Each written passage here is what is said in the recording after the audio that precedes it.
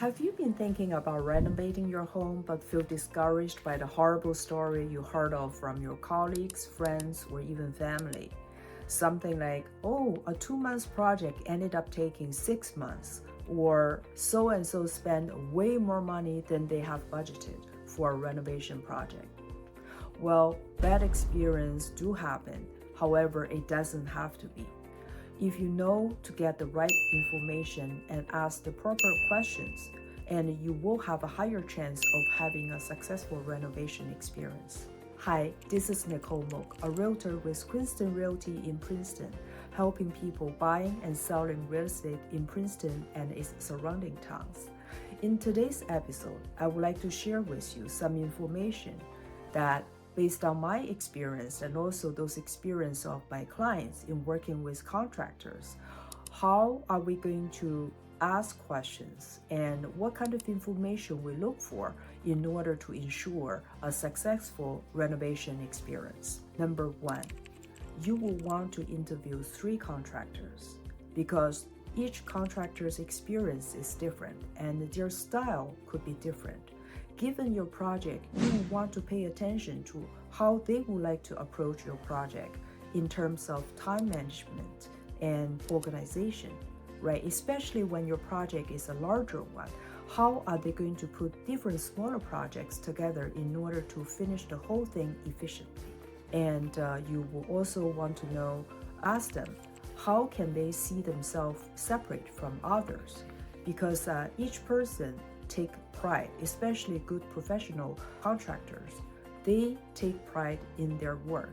And then so you want to hear from them directly that what make them different.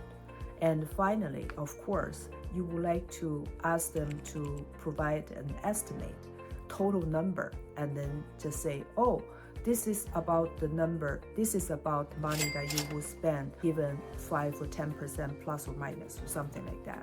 You want a generalized, itemized estimate.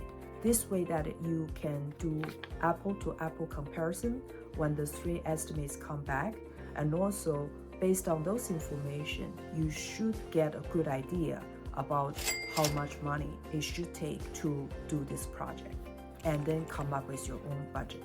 When you're interviewing with a contractor, you don't want to let them know what your budget, because some people are the type A people, they want to do their own research and they gather all the data and they believe that, okay, I know how much it's going to cost to do this project, and then I will let the contractor know, here's my budget, can you do this one, right? Please don't do that to yourself, because we're not in this business and we're not doing renovation every month or so frequently enough that we have a good understanding of the ongoing cost. So let the professionals do their work and let them share the estimate, and so that by the time all 3 estimates come back, and you can know what is the proper number to expect in terms of the total money you can spend. Another thing is, when you ask the contractor to prepare the estimate for you, please ask them to separate the labor from the material cost. This way you will understand labor cost, and then if this is the number of workers they have to hire, then there's no way around it. Whereas the material costs could vary dramatically. You would like to know what is the average cost based on their experience. Also, you do not want to tell the contractor that, okay, you are going to help me handle all the materials. That is something that you do not want to do, because material costs vary differently. For something might cost as little as $100, and it can also cost as much as several $1,000s, right? You will want to choose a material that is suitable to your type of housing in terms of size and environment and everything, because you do not want to overkill. Right? You do not want to overspend, or you do not want to say, I spent all this money doing this work and the results still look very cheap or something. You do not want to do that. You want to choose material that is suitable for your level of housing and the renovation. And you can ask the contractor, okay, so where do you usually go to shop for this kind of materials? Is there any online store or physical stores that you would recommend? or when you do your own due diligence, right? And you can go check the prices and then go consult with the contractor. Say, okay, I saw this price, this material, and price is around this level. Is it about right or is it too much, right? Feel free to consult with them, and I'm sure they will be more than happy to share their professional opinion with you. And the one thing that I learned from my personal experience is that you do not want to start the project until you have the 90% or also 100% of your materials lined up. This way, you can be sure that the time that the workers spend at your house will be limited and minimum, because you don't want to say, okay, they come in, you talk to them, and then you agree to work with one of the contractors you interviewed, and then you say, okay, let's start next Monday. And then they came, and then they started the work. And 3 days later, they said, wow, we ran out of this material, and then they won't be delivered until 2 weeks later, so we cannot continue. And bang, they go move on to the next house. This is something you do not want to do, and this is kind of a stress you can totally avoid by organize your materials ahead of time. And also, when the contractors give you estimate, you also want to let them ask them, say, so is there any particular project inside this within this renovation project that requires a township's permit? And if it does, are you going to help us with the application, right? You want to know anything that requires permit needs to be permitted, because when you go to the township, before you start the work, the contractor needs to submit the work plan and get approved. And then the contractor start the work. After they finish the work, the township still needs to come back to check, make sure the work is being done properly according to the safety code, right? And then if everything was done correctly, and then the township is going to say, close the permit.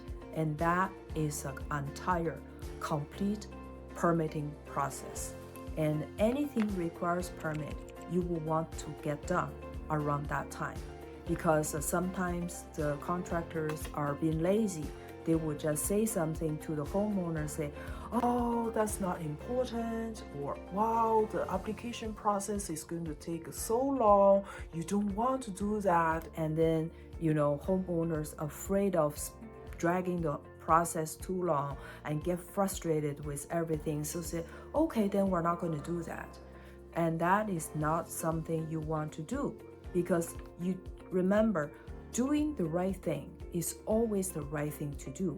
If any work that requires permit, get it done. Because for two main reasons. One, you want to make sure whatever work is done to your house is being done properly, up to the safety code, right?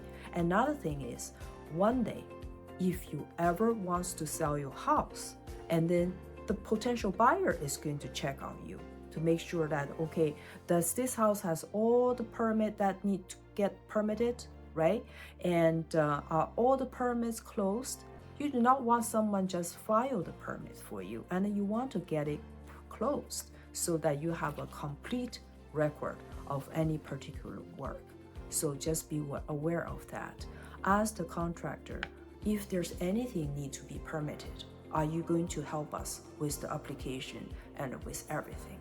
Some people like to negotiate, try to negotiate the price, and that is very understandable, and that's part of the common human nature. However, there are places that you do not want to do that, and here's an example. After the homeowner and the contractor reach an agreement on the total cost of the project, right? And the homeowner will say, well, if we pay you up front, are you going to give us a discount, right?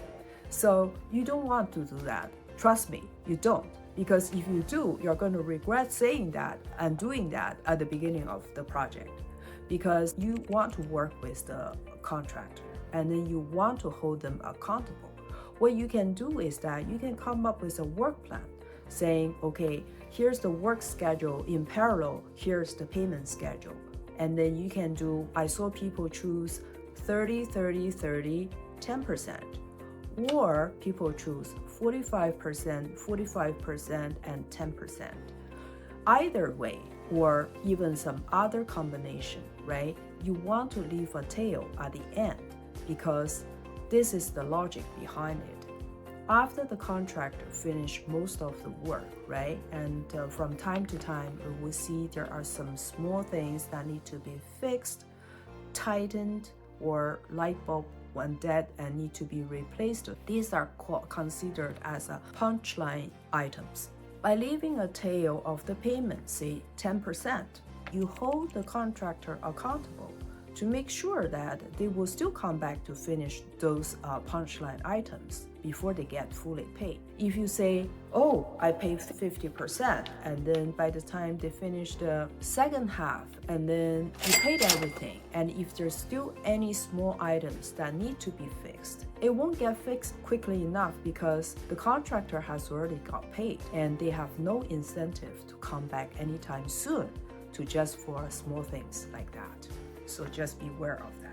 And during the interview, I think most of the contractors will ask you, what is your timeline? How soon would you like to get the project done, right? And I saw some homeowners say, oh, we really appreciate you helping us, and we look forward to work with you. We're happy to work with around your schedule. Please don't say that, because you need to let them know this project needed to be done 6 months ago, or we have family coming visiting us and we would like to get it done before they arrive, or we have a trip coming up, we would like to get it done before our departing day.